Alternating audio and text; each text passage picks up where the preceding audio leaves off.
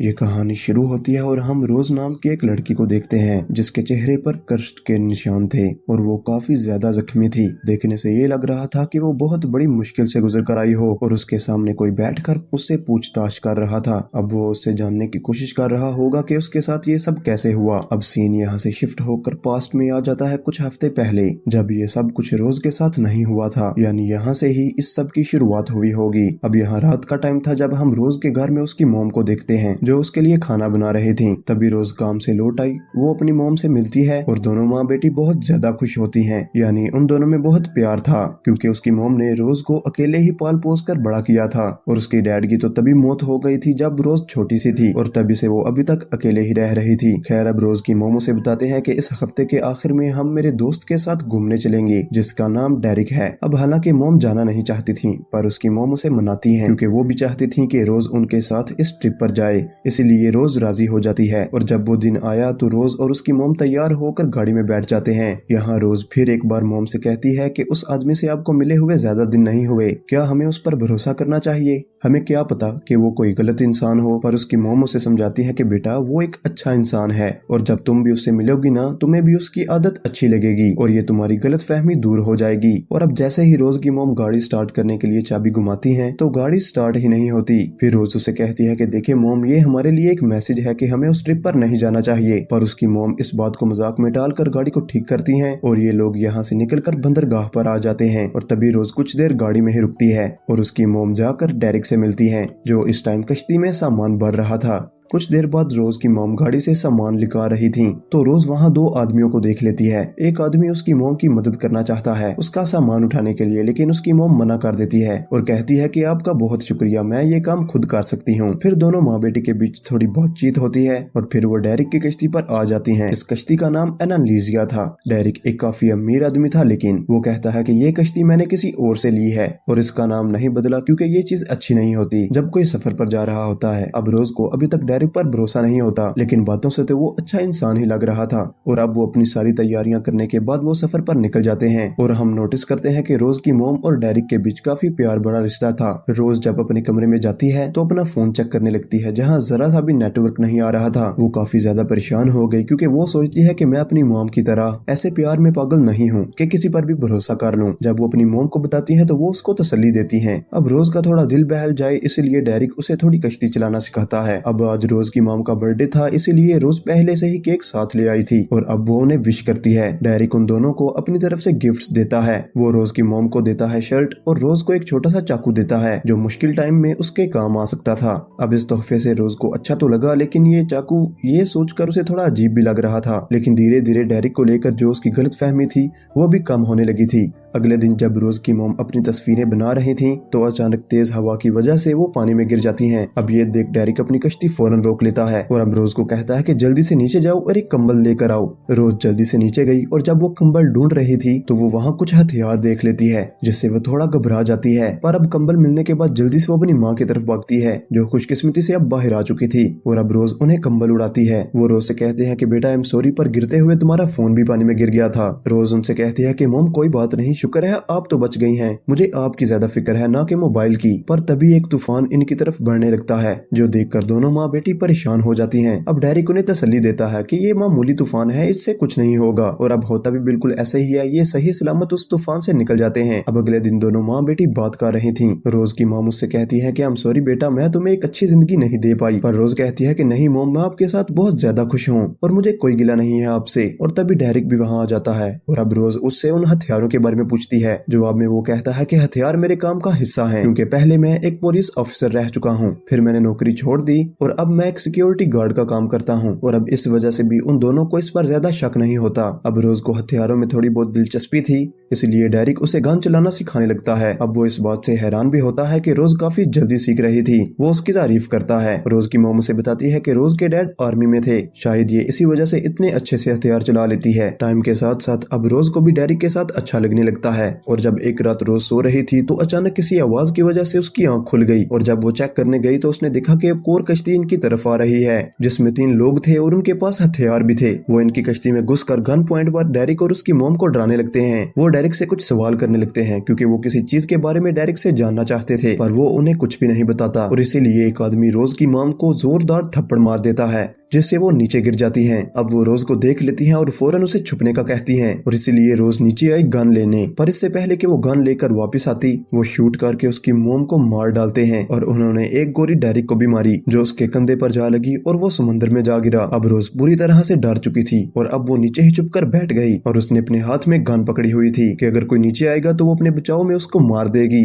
लेकिन जिस चीज की तलाश में वो लोग आए थे उसका ना मिलने पर वो लोग जाने लगते हैं। अब खुशकिस्मती से उन्होंने रोज को नहीं देखा था, पर अब जाते जाते वो इस कश्ती पर आग लगा देते हैं। अब कुछ देर बाद रोज बाहर आई और अपनी माँ की लाश को देखकर वो पूरी तरह से टूट जाती है। उसे अब आग भी बुझानी थी तो वो फौरन आग बुझाने में लग जाती है ताकि वो अपनी जान बचा सके, जिसमें वो कामयाब रही। पर अपनी माँ को खोने की वजह से वो बहुत ज्यादा रोती है और अब वो पूरी तरह से अकेली पड़ चुकी थी, इसलिए उसे पूरी रात नींद ही नहीं आती और अब बड़ी मुश्किल से सुबह वो अपने आप को संभालती है और अपनी माँ की लाश को एक कपड़े में लपेट देती है। अब जो कपड़ा कश्ती के साथ लहरा रहा था यानी जिसकी वजह से कश्ती आगे बढ़ रही थी वो आग की वजह से पूरी तरह से जल चुका था। अब रोज को भी समझ नहीं आ रहा था कि आखिर वो करे तो करे क्या। अब कश्ती के बारे में उसे ज्यादा जानकारी भी नहीं थी, इसीलिए वो बहुत से रेडियो ढूंढती है ताकि वो अपने लिए मदद बुला सके, पर बदकिस्मती से उसके रेडियो भी पूरी तरह से जल चुके थे। रोज अब सोचने लगती है कि मैं अब आखिर क्या करूं, अब मैं अकेले पूरे समुद्र के बीचों बीच फंस चुकी हूं। पर तभी उसकी नजर एक रस्सी पर जाती है। उसने जब रस्सी को खींचा तो उसके साथ डेरिक बंधा हुआ था। वो जिंदा था, बस गोली की वजह से जख्मी था। वो समंदर के अंदर से रोज की मदद मांगने लगता है और अब बड़ी मुश्किल से रस्सी खींचकर रोज उसे ऊपर ले लेती है। अब रोज उससे बार बार यही सवाल कर रही थी कि आखिर वो लोग कौन थे जिन्होंने मेरी माँ को मार डाला, पर डेरिक उससे यही कह रहा था कि मैं उनको खुद नहीं जानता कि आखिर वो कौन लोग थे। अब रोज उससे पूछने लगती है कि मुझे ये बताओ कि आखिर मैं क्या करूं, क्योंकि रेडियो भी जल चुका है और कश्ती को आगे बढ़ाने वाला कपड़ा भी। अब मुझे समझ ही नहीं आ रही कि क्या किया जाए। फिर डेरिक उसे बताता है कि सबसे पहले तुम वहाँ पड़ा हुआ कपड़ा लगाओ, इससे हमारी कश्ती आगे बढ़ने लगेगी। रोज ने ऐसा ही किया, वो कपड़ा लगा देती है और फिर रोज डेरिक की चोट की मरहम पट्टी करने लगती है, पर उस पर भरोसा नहीं करती। कहीं न कहीं उसको डेरिक पर शक होने लगा था और उसका शक तब बढ़ जाता है जब वो डेरिक की पुरानी फोटोज देखती है जिसमें वो अपनी वाइफ के साथ था और उसकी वाइफ का नाम एनालिजिया था। यानी कि इस कश्ती के बारे में डेरिक ने झूठ बोला था, ये उसकी अपनी ही कश्ती थी। डेरिक की उन लोगों के साथ भी तस्वीरें थी जिन्होंने इसकी माँ को मारा था, यानी कि डेरिक उन्हें जानता था, बस वो शुरू से ही झूठ बोलता आया है। ये सब जानने के बाद रोज उसे बांधने का सोचती है क्योंकि अभी डेरिक को होश नहीं थी और ये उसके पास अच्छा मौका था, और फिर वो रस्सी से डेरिक के हाथ बांध देती है। पर कुछ देर बाद जब वो चेक करने आई तो डेरिक वहाँ से गायब था। अब रोज उसे ढूंढने लगती है और जब वो नीचे आई तो डेरिक वहाँ था। अब रोज हाथ में चाकू लिए उसे पूछती है कि बताओ वो लोग कौन थे, पर तब डेरिक सिर्फ इतना ही कहता है कि तुम इस बारे में ना ही जानो तो तुम्हारे लिए अच्छा होगा। अब डेरिक को इस वक्त बिल्कुल भी डर नहीं लग रहा था, ना ही रोज की मोम की मौत का अफसोस था, और तब वो रोज को अपनी बातों में फंसाकर उससे कश्ती ठीक करवाने लगता है क्योंकि उसका एक हाथ बेकार हो चुका था। रोज के पास भी और कोई रास्ता नहीं था उसकी बात मानने की सिवाय, क्योंकि डेरिक अकेला ही था जो इसे इस समंदर से निकाल सकता था। अब ये लोग इंजन को भी ठीक करने की कोशिश करते हैं लेकिन वो पूरी तरह से खराब हो चुका था, इसलिए अब इनके पास समुद्री हवाओं के सिवा कुछ भी नहीं था जिसके जरिए से वो आगे बढ़ सकते थे। अब ये 2 दिन तक ऐसे ही आगे बढ़ते रहे, पर डेरिक एक दिन काफी ज्यादा भड़क जाता है। वो गुस्से में बहुत बोलने लगा क्योंकि नक्शे के मुताबिक वो अपनी मंजिल पर नहीं बल्कि उससे काफी ज्यादा दूर जा रहे थे। अब डेरिक को गुस्से में देखकर रोज कमरे में जाकर छुप जाती है। अब अपने बचाव में उसने अपने हाथ में एक गन भी ले ली थी। अब सुबह जब वो बाहर चेक करने आई तो डेरिक के कोने में बैठा हुआ था मायूस होकर। रोज अब खुद ही आसपास देखने लगती है, अब जहाँ उसे एक आइलैंड नजर आता है, और अब वो डेरिक से बिना पूछे ही आइलैंड की तरफ कश्ती मोड़ लेती है, पर ये इस कश्ती के जरिए किनारे तक नहीं जा सकती थी, इसलिए इन्हें राफ्ट यानी छोटी कश्ती पर वहां जाना होगा। अब डेरिक भी उस आइलैंड पर जाना चाहता था, इसलिए वो पहले ही उस कश्ती में सवार हो जाता है, पर एक हाथ काम ना करने की वजह से उसे रोज की जरूरत थी उसकी कश्ती चलाने के लिए, पर रोज भी उस पर भरोसा नहीं कर सकती थी, पर इसकी मजबूरी थी, इसलिए वो चुपचाप इसके राफ्ट में आ जाती है। वो जब चक्कू चला रही थी तो उसका एक हिस्सा टूटकर पानी में गिर गया, इसलिए वो चक्कू को लेने समुद्र में कूद जाती है, पर उसे तैरना बिल्कुल भी नहीं आता था और अब इसीलिए वो डूबने लगती है। और तो और उसने लाइफ जैकेट भी पहनी हुई थी। राफ्ट में से उसे डेरिक बता रहा था कि कैसे वो लाइफ जैकेट को खोल सकती है, लेकिन जब वो समुद्र में डूबने लगी तो डेरिक खुद समुद्र में कूदकर उसे किनारे तक ले आता है। अब रोज बेहोश थी, उसकी सांसें बंद हो रही थीं, पर डेरिक उसे सीपीआर देकर होश में ले आता है और अब डेरिक आइलैंड को चेक करने चला गया। खुद को संभालने के बाद अब रोज भी जंगल की तरफ जाने लगती है और जब वो एक केव यानी गार में गई तो उन्हें वहाँ पीने का पानी मिलता है और अब पानी पीने के बाद रोज उससे कहती है कि यह आइलैंड बिल्कुल भी वीरान है, हमें यहाँ से चले जाना चाहिए, क्योंकि डेरिक उससे कहता है कि हम कल यहाँ से चलेंगे क्योंकि बहुत जल्द ही रात होने वाली है। अब ये लोग राफ्ट को किनारे तक ले आए थे, इसलिए रोज उसमें जाकर सो जाती है और डेरिक बाहर ही आग जला लेता है। रोज को अब नींद नहीं आ रही थी, इसलिए वो डेरिक के पास आकर बैठ जाती है। अब दोनों बातें करने लगते हैं और डेरिक उसे अपनी कहानी बताने लगता है। वो उससे कहता है कि मैं एक ईमानदार पुलिस वाला था, पूरे 10 साल तक मैंने अच्छे से अपना फर्ज निभाया, पर मेरे हाथ कुछ भी नहीं आया और मेरी हालत दिन ब दिन बदतर होती जा रही थी और दूसरी तरफ लोग तो बहुत ज्यादा अमीर होने लगे थे और मेरी गरीबी की वजह से मेरी वाइफ ने भी मुझे छोड़ दिया था और फिर बस उसी वक्त मैंने अच्छाई का रास्ता छोड़कर बुराई को अपना लिया और फिर मैं गलत लोगों के साथ मिल गया जहां मुझे बहुत ज्यादा पैसा मिला और मैं बहुत ज्यादा अमीर हो गया और मैं जिस आदमी के साथ काम करता था वो सच में किसी शैतान से कम नहीं था, क्योंकि उसने वो बुरे काम किए हुए थे जिसके बारे में आम इंसान सोच भी नहीं सकता। और हाँ, मुझे तुम्हारी माँ से कोई प्यार व्यार नहीं था, मुझे तो वो बस वैसे ही अच्छी लगने लगी थी क्योंकि वो बहुत खूबसूरत थी और तुम भी, और अब वो नहीं है लेकिन तुम तो हो, माँ न सही तो बेटी सही। ये सुनकर रोज को काफी ज्यादा गुस्सा आ जाता है। अब डेरिक उसे बताता है कि मेरा बॉस तुम जैसे ही खूबसूरत लड़कियों को पसंद करता है और वो खूबसूरत लड़कियों को गवा करके अपने बॉस को बेच देता है और अब फिर आहिस्ता आहिस्ता मुझे भी इन बुरे कामों में बहुत मजा आने लगा, जैसे कि लोगों को मैं लूट कर काफी ज्यादा एंजॉय करता था। हालांकि मैंने अपने बॉस को भी लूटा और जिसकी वजह से वो उस दिन मेरे से पैसे लेने आया था जिसमें बेचारी तुम्हारी माँ मारी गई। ये सारी बातें सुनने के बाद रोज अपने गुस्से पर काबू नहीं कर पाती और अब वो मुक्का मारकर डेरिक को नीचे गिरा देती है और फिर एक गन उठाकर उसको मारने की धमकी देने लगती है, लेकिन डेरिक अभी भी उससे नहीं डर रहा था। वो उसे ताना मारने लगता है कि तुमसे एक रस्सी तो बांधी नहीं जाती तो मुझे क्या मारोगी। तो रोज उस पर भड़क जाती है और जैसे ही वो उस पर ट्रिगर दबाती है तो गोली नहीं चलती क्योंकि गन तो खाली थी। ये देखकर डेरिक को मौका मिल जाता है और वो उस पर झपट पड़ता है, पर रोज किसी तरह खुद को छुड़वा कर वहाँ से भाग निकलती है और अब डेरिक ने गन उठा ली और वो रोज के पीछे जाने लगा। अब डेरिक उससे कहने लगता है कि तुम हद से ज्यादा जान गई हो, इसलिए तुम्हें मरना होगा और अब वो अपनी गन लेकर उसके पीछे भागने लगता है और रात को जाकर रोज एक जगह पर छुप जाती है और अब जैसे ही सुबह होती है तो रोज सोचती है कि मैं यहाँ से राफ्ट लेकर अकेले ही भाग जाती हूँ, पर डेरिक जो ऊंची जगह पर खड़ा था वो रोज को देखते ही उस पर गोलियां चलाने लगता है और एक गोली जाकर रोज के पाँव में भी लग जाती है और अब साथ ही डेरिक भी ऊंची जगह से गिर जाता है। अब वो मरा तो नहीं था लेकिन काफी ज्यादा जख्मी हो गया था और अब रोज उसे ऐसा ही मरता छोड़कर राफ्ट में आ जाती है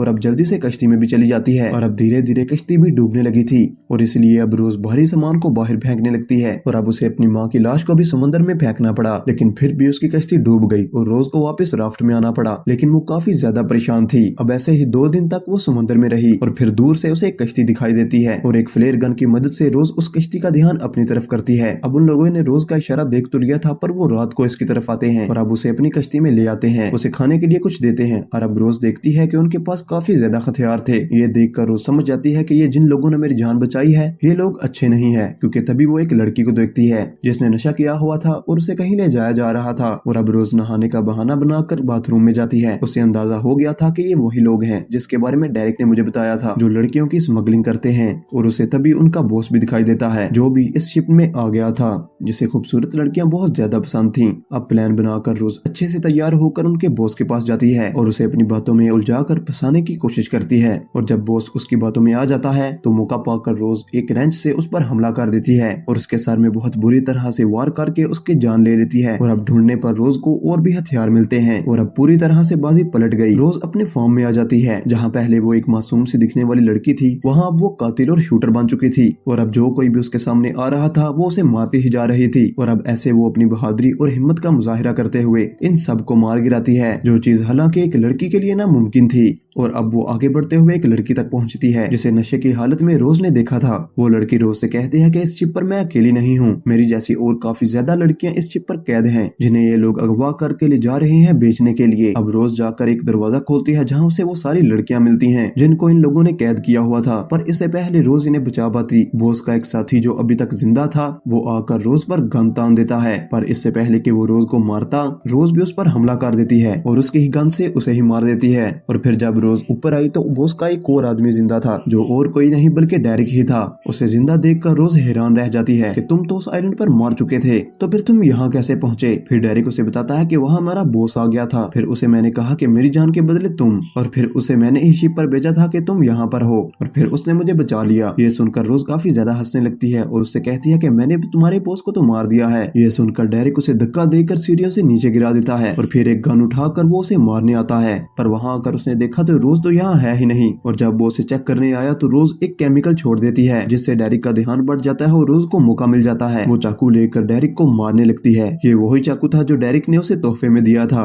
और अब वो इसे भी मार गिराती है। अब शिप पर सारे बुरे लोगों का खात्मा हो गया था और फिर इन सबको रोज आजाद करवा देती है। ये लोग देखते हैं कि शिप बंदरगाह की तरफ बढ़ रही है। रोज समेत काफी लड़कियां खुश हो जाती हैं क्योंकि इनकी जान बच गई थी। अब बंदरगाह पर पहुंचने के बाद पुलिस सारा मामला संभाल लेती है। अब यहाँ से सीन वहीं वापस आ जाता है जहाँ से मूवी की शुरुआत हुई थी, जहाँ रोज जख्मी बैठी हुई थी और कोई उससे पूछताछ कर रहा था। तब रोज एक पुलिस वाले को ये सारी कहानी बता रही थी और पुलिस ऑफिसर रोज को उसकी हिम्मत की दाद देते हुए कहता है कि बहुत खूब, तुमने बहुत अच्छा काम किया और अब जल्द ही उन सारी लड़कियों को उनके घर भेज दिया जाएगा। यहाँ रोज उससे कहते हैं कि मैं वापस अपने घर नहीं जाना चाहती, वहाँ मेरे लिए कुछ नहीं बचा, मेरी जिंदगी तो अब पूरी तरह से खत्म हो चुकी है। पर पुलिस वाला उसे ये कहकर वहाँ से चला जाता है कि तुम तो बहुत बहादुर लड़की हो, तुम्हारे पास तो पूरी तुम्हारी जिंदगी पड़ी हुई है। ये सुनकर रोज के अंदर एक हिम्मत आती है और अब वो फैसला करती है कि मैं मूव ऑन करूंगी और एक बार फिर अपनी जिंदगी को बेहतरीन बनाकर जीने लगूंगी। और अब इसी के साथ ये कहानी भी यहाँ ही खत्म हो जाती है।